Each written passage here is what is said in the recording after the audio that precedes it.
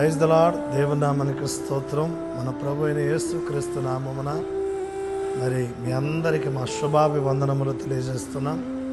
మరి దేవుని యొక్క మహాకృపను బట్టి మీరంతా క్షేమకరంగా ఉన్నారని ఆశిస్తున్నాం.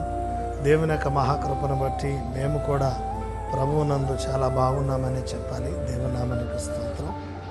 మంచిది. నాకు దేవుడు నిన్నటి దినాన ప్రార్థన చేస్తూ ఉంటే ఒక ప్రేరేపణ ఇచ్చాడు.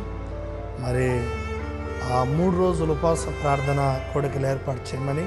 కనుక రేపు అనగా గురువారము 25వ తేదీ, శుక్రవారం 26వ తేదీ, శనివారం 27వ తేదీ ప్రతిరోజు సాయంకాలము 7 గంటలకి ఉపవాస ప్రార్థనలు స్టార్ట్ అవుతాయి. ఆయా ప్రాంతాలలో ఉన్నటువంటి వీళ్ళందరూ కూడా పామూరు, అదేవిధంగా గణేశునిపల్లి, గోగులపల్లి, తాళ్ళూరు, అరివేముల, మరి డిజిపేట, ఈ పరిసర ప్రాంతాలలో ఉన్నటువంటి వీళ్ళందరూ కూడా మరి తప్పకుండా ఈ ఉపవాస ప్రార్థనలలో పాల్గొనాలని ప్రభువుని మనవి చేస్తున్నాను. రండి, మీకోసం, మీ కుటుంబ సమస్యల కోసం, మీ యొక్క పరిస్థితులన్నిటి కోసం కూడా ప్రార్థన చేద్దాం.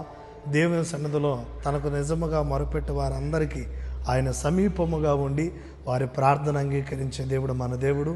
ఖచ్చితంగా మనం మొరపెడితే దేవుడు మన మొర అంగీకరించి మన పక్షాన తప్పకుండా దేవుడు విడుదల దయచేస్తాడు.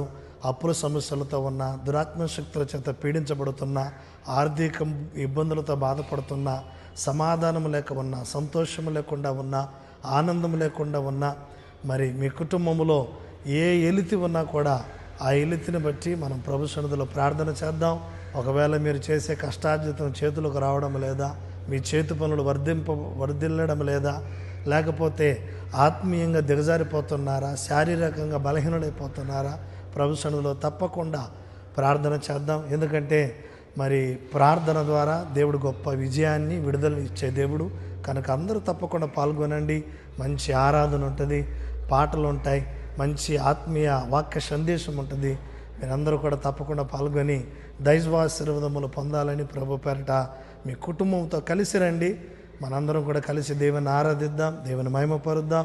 తప్పకుండా దేవుని దగ్గర మన సమస్యలు చెప్పుకుంటే ఆయన మన సమస్యలకు పరిష్కారము దయచేసే దేవుడు. దేవునామానికి స్తోత్రం. God bless you. దేవుడు మిమ్మల్ని దీవించి ఆశీర్వదించునుగాక. Praise lord.